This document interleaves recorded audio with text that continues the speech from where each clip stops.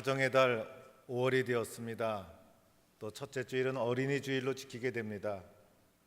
가정의 소중함을 다시 한번 우리는 깨닫게 됩니다.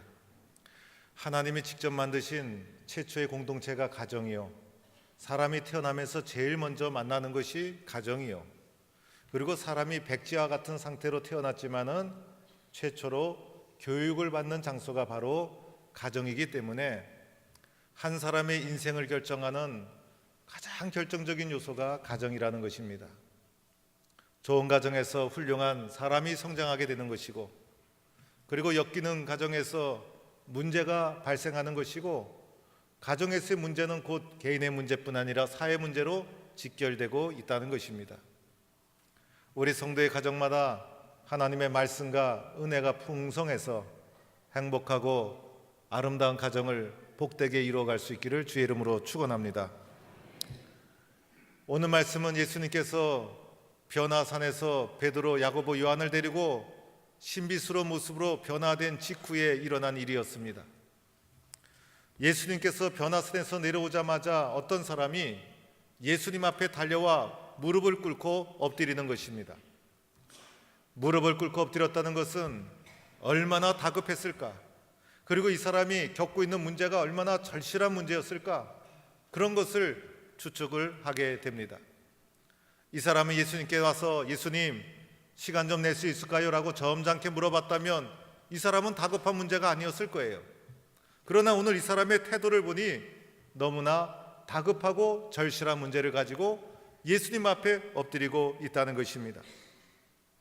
오늘 이 사람이 엎드려서 예수님께 말씀하시기를, 주여 내 아들을 불쌍히 여기소서, 그가 간질로 심히 고생하며 자주 불에도 넘어지며 물에도 넘어지나이다라고 예수님께 호소하고 있습니다.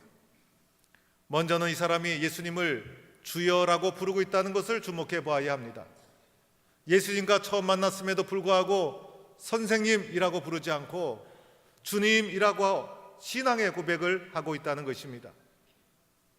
아마 이 사람은 예수님에 대해서 소문도 이미 들었을 거예요.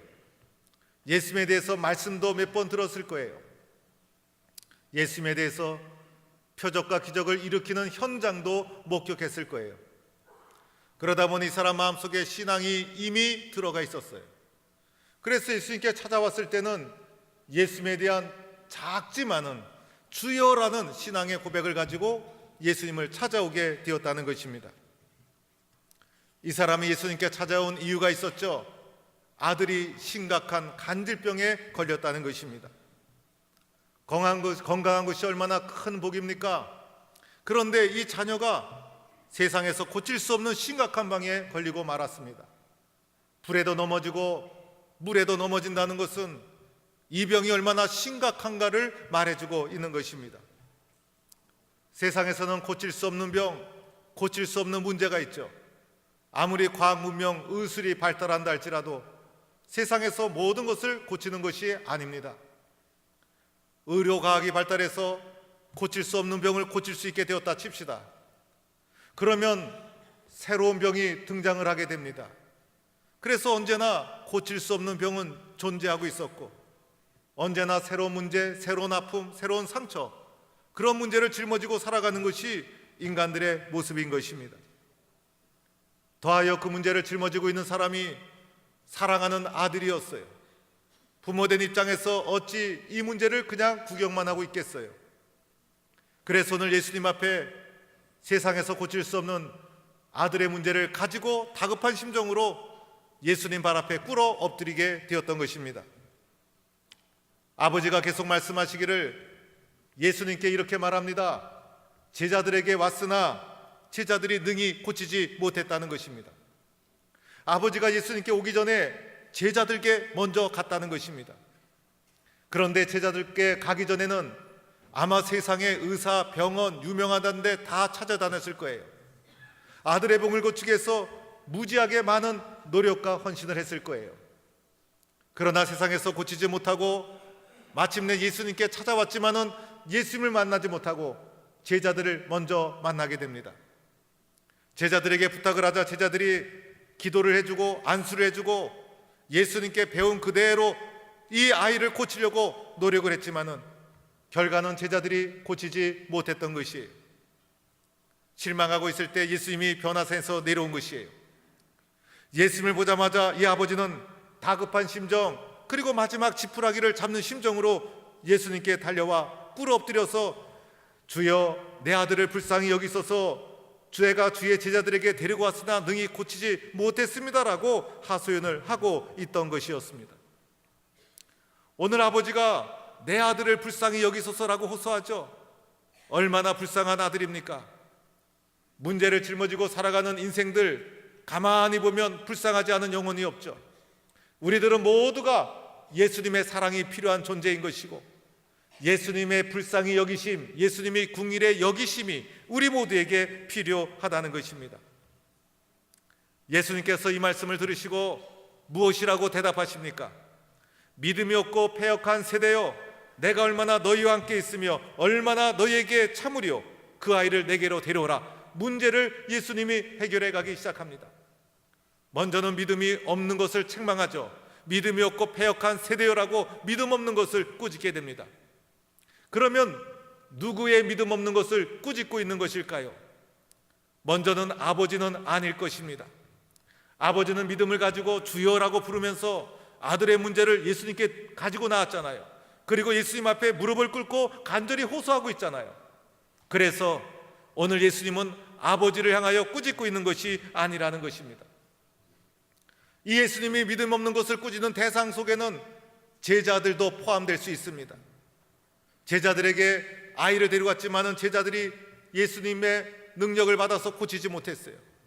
제자들이 그 아이를 고치려고 기도했지만은 아이를 고치지 못했어요. 예수님은 제자들의 믿음 없는 것을 종종 책망하곤 했어요.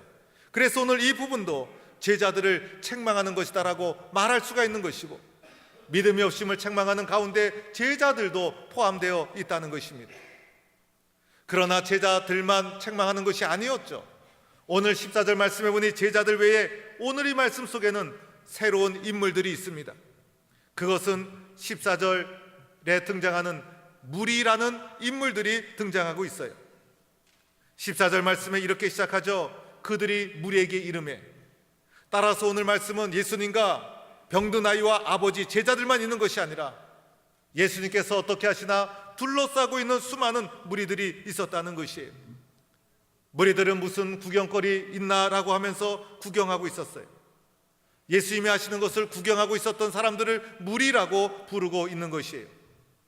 그런데 예수님께서 내가 얼마나 너희와 함께 있으리라고 말씀하는 것으로 보아서 이 무리와 예수님은 처음 만난 것이 아니라는 거예요.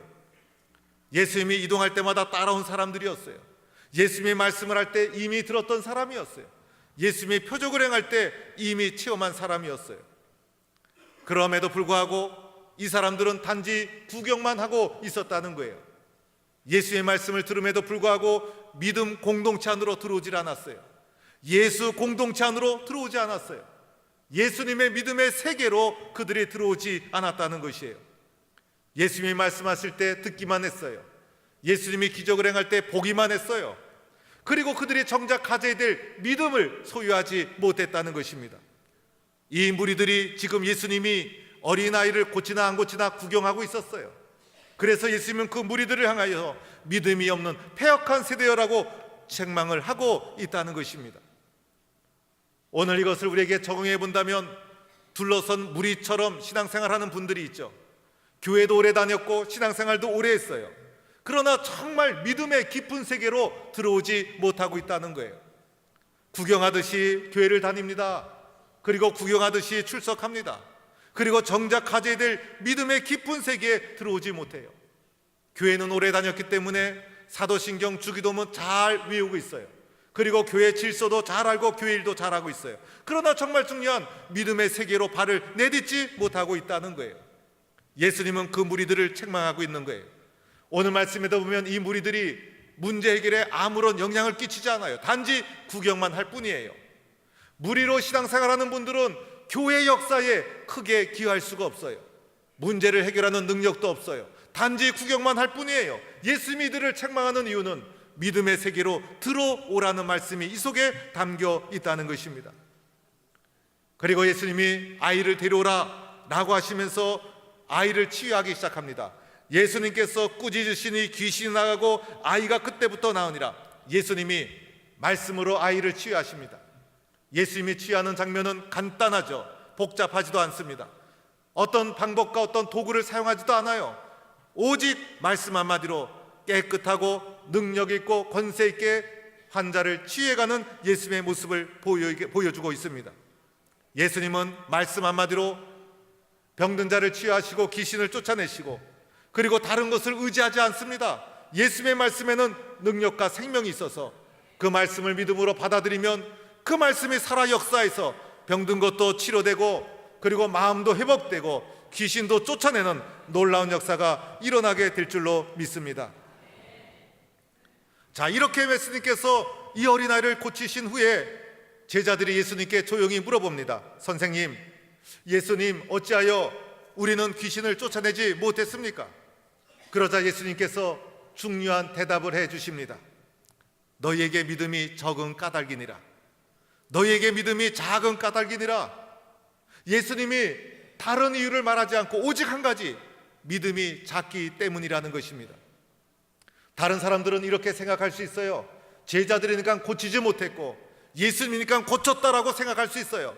그러나 예수님은 사람을 탓하지 않고 믿음을 지적하고 있다는 거예요.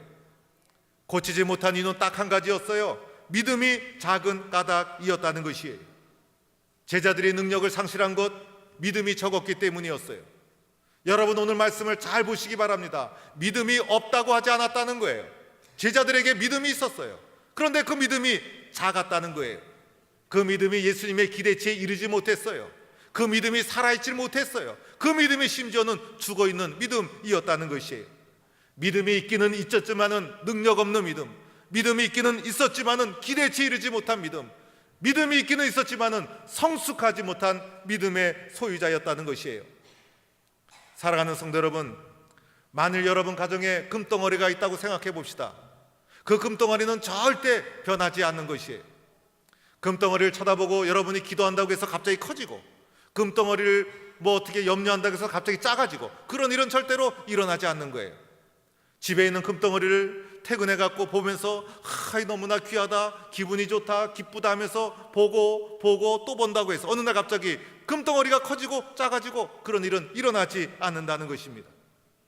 여러분이 가지고 있는 물건은 변화가 일어나지 않는다는 거예요. 내가 소유하고 있는 그 어떤 거는 변함이 없다는 거예요. 그런데 우리가 믿음도 이와 같이 소유의 개념으로 생각할 수가 있다는 거예요.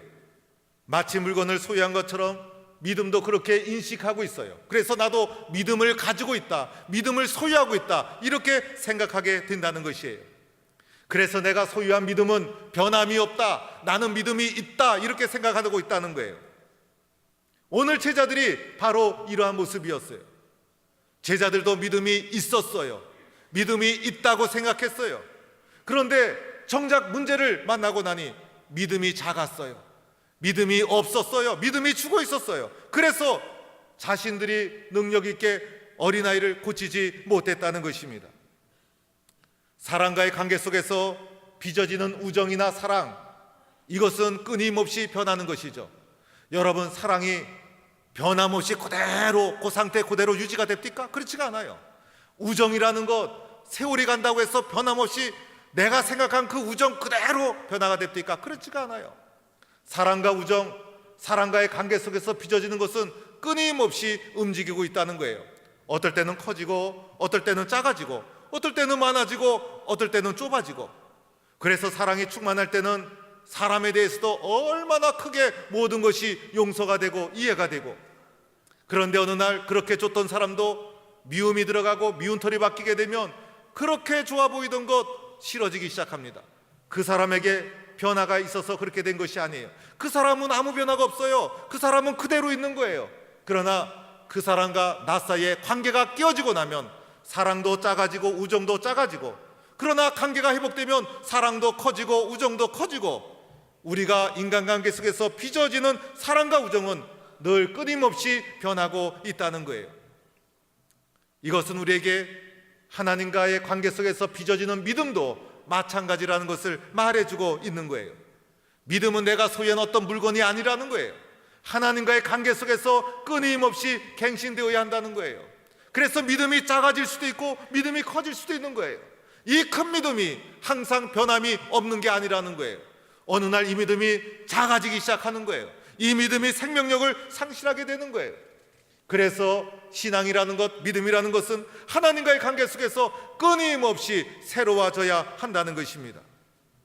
제자들을 생각해 보세요. 제자들 대단한 사람들이죠.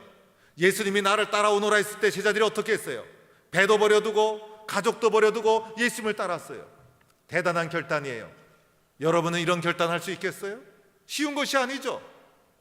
예수님을 처음 따라 나섰을 때 예수의 말씀을 들을 때 기쁨이 충만했어요. 예수님이 행하시는 표적을 볼 때마다 그들이 꿈과 환상을 가졌어요. 기쁨이 충만하고 열정이 살아나고. 그런데 오늘 마태복음 17장 말씀이라는 거예요. 마태복음 17장 이때가 되었을 때 예수님 공생의 후반기였어요. 예수님을 3년 정도 따라다니게 되자 첫사랑이 식어지고 말았어요. 예수님에 대한 열정도 식어졌어요. 예수님에 대한 생각도 변하기 시작했어요. 그래서 처음 믿음이 식어지기 시작하면서 예수님을 향한 그들의 믿음이 작아지고 형식화되고 습관되고 나중에는 예수님을 온전히 신뢰하지 못하는 신앙으로 떨어지기 시작합니다. 그들이 어린아이가 왔을 때 기도했던 이유가 무엇일까요? 간질병 걸린 아이를 고치려고 제자들이 노력했던 이유가 무엇이었을까요? 그들이 그렇게 고친 적이 있었다는 거예요.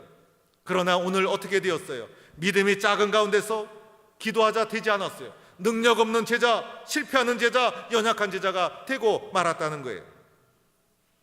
오늘 말씀은 믿음의 중요성을 강조하고 있는 거예요. 믿음이 얼마나 중요한가? 믿음이 없이는 아무것도 이룰 수 없다. 그래서 오늘 본문 속에서 끊임없이 믿음을 강조하고 있는 거예요. 오늘 본문에서는 간질병 걸린 아이가 치료되었다는 거, 이거 중요한 거 아니에요. 더 중요한 것은 믿음이 얼마나 소중한가. 그래서 오늘 예수님께서도 믿음이 없고 패역한 세대여라고 믿음 없는 것을 신랄하게 비판합니다. 그리고 너희 믿음이 작은 까닭이니라, 믿음이 작기 때문에 문제 해결을 못했다는 거예요. 너에게 겨자씨 한 알만한 믿음만 있어도, 우리에게 작은 믿음이 있을지라도 그 믿음이 살아있다면, 그 믿음이 생명이 있다면 놀라운 일이 일어나게 된다는 것이에요. 우리가 인생을 살면서 문제없이 인생을 살아가는 사람 없죠. 그런데 오늘 본문에서 말하는 것은 문제의 크기가 중요하지 않다는 거예요. 간질병, 고칠 수 없는 병 중요하지 않다는 거예요. 보다 중요한 것은 믿음이라는 거예요.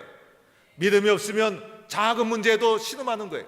믿음이 없으면 작은 문제에도 사람이 쓰러지고 절망하는 거예요. 그러나 믿음이 살아있다면 이 산을 명하여 옮기라 하면 옮겨질 것이요, 세상에서 고칠 수 없는 간질병이라 할지라도 믿음이 살아있다면 능치 못할 일이 없다는 것입니다. 보다 더 중요한 것은 살아있는 믿음, 이것이 우리들에게 너무나 소중하다는 것을 말해주고 있는 것이에요. 우리 인생의 가장 큰 문제는 무엇입니까? 내가 문제를 겪고 있다는 것이 아니라는 거예요. 작은 믿음이 문제라는 거예요. 심지어는 겨자씨 한 알만큼만 있어도 예수님께서 이 산을 명하면 옮겨질 것이다. 그리고 오늘 말씀과 똑같은 본문 마가복음 9장에 보면 예수님께서 이렇게 말씀해 주십니다. 할 수 있거든이 무슨 말이냐? 믿는 자에게는 능치 못할 일이 없느니라. 믿음의 소중함을 끊임없이 말해주고 있는 거예요. 믿음이라는 것, 세상의 관점으로 봤을 때는 보잘것없어 보이죠. 내가 믿음이 있다는 거 인간의 눈에 보이던 것이 아니에요. 그래서 세상 사람들은 믿음의 가치를 소홀히 여깁니다. 믿음이 있다는 거 큰 중요한 것이 아니라고 생각할 수 있어요. 세상의 관점에서는 보잘것없이 보이지만은 이 믿음이 불가능을 가능케 하는 놀라운 역사가 이 속에 담겨 있다는 것입니다. 오늘 아버지는 누구의 문제로 예수님을 찾아오셨어요? 아들의 문제 아닙니까? 아들의 문제는 또한 가정의 문제 아닙니까? 가정도 믿음이 중요하다는 거예요. 가정의 최우선 가치는 바로 믿음과 말씀이어야 된다는 거예요. 가정에서 벌어지는 수많은 아픔과 문제, 모든 것을 해결할 수 있는 것은 말씀과 믿음이다. 이것이 최우선 되어야 된다. 모든 문제는 믿음이 작은 까닭이다. 믿음이 살아있고 말씀이 살아있고 회복이 된다면 모든 문제는 해결될 것이고 능치 못할 일이 없을 것이다. 모든 문제는 믿음이 적은 까닭이다. 오늘 우리에게 이렇게 말씀하고 있는 것입니다. 오늘 우리가 믿음을 회복하기 위해서 어떻게 해야 될까요? 믿음을 회복하기 위해서 어떻게 해야 될까요? 믿음을 회복할 수 있는 길은 두 가지 길이 오늘 말씀에서 우리에게 가르쳐주고 있어요. 첫째는 아버지의 자세에서 볼 수가 있는 거예요. 아버지가 예수님 앞에 어떻게 합니까? 주여 나를 불쌍히 여기소서.